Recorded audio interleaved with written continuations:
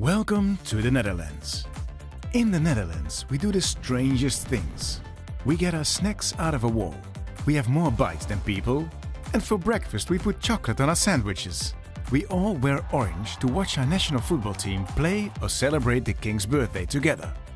Did you also know that the world's #1 DJs are Dutch? And that our tulips at Keukenhof are visited by more than 1 million people every year?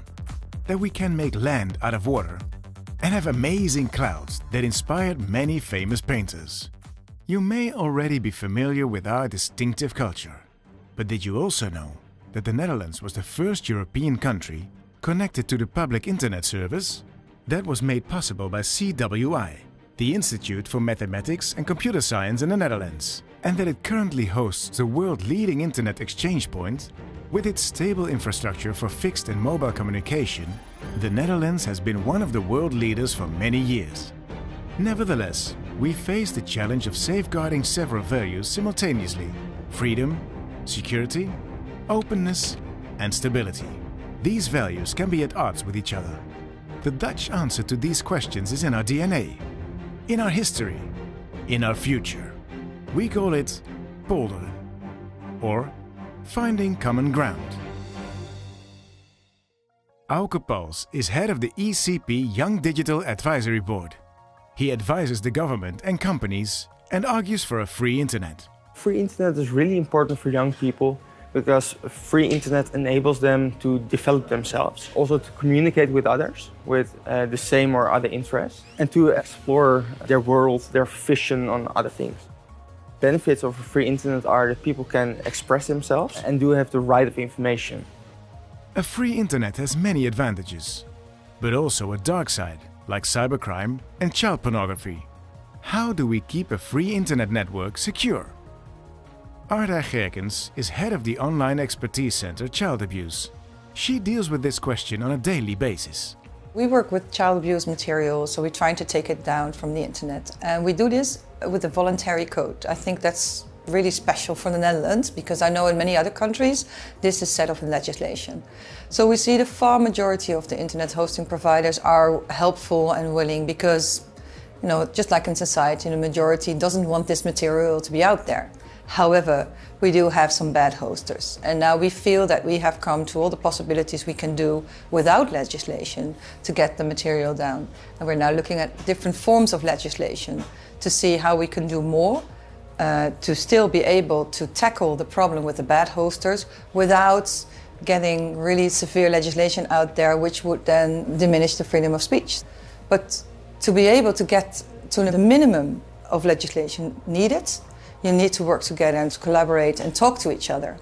How do we protect our freedom of speech in an open internet without limiting our democracy with over-regulation, whilst ensuring that big tech companies don't get access to all our data? Evelyn Austin is a movement builder at Bits of Freedom, and this question is at the core of her mission. So what we see is that a few big companies dominate our media and communications landscape, and because of that, they wield incredible power over our public debate and over the core of our democracies. So Europe needs to start reining in big tech, we need to reclaim our society's data, and we need to start protecting human rights.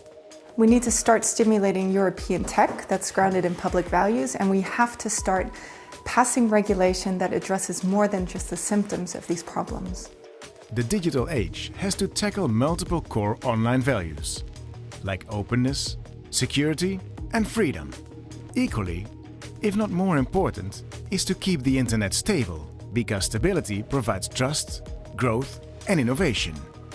SIDN is the organization that manages the .nl domain, one of the world's most secure and stable domains.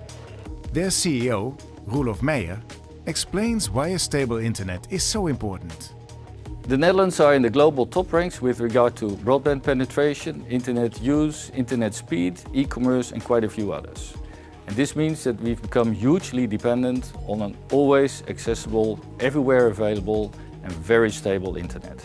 We have that here, but that's not an easy thing to accomplish. Most of all, it requires intensive collaboration and shared responsibilities between the public sector, the private sector and civil society. Inclusive internet governance is a critical success factor. And this is why the European dialogue on internet governance and the global dialogue on internet governance are so important. After all, the internet is borderless and we can't just focus on our own country. The Netherlands might strike you as a peculiar country, with a distinctive culture. But through our typical perseverance and belief in collaboration with all stakeholders, we can help create a better future. I like to challenge you and do it the Dutch way. Listen to each other, talk to each other, debate and look for common ground. This is your chance to contribute to the discussion on the future of the internet, here in The Hague. Welcome to EuroDig 2019.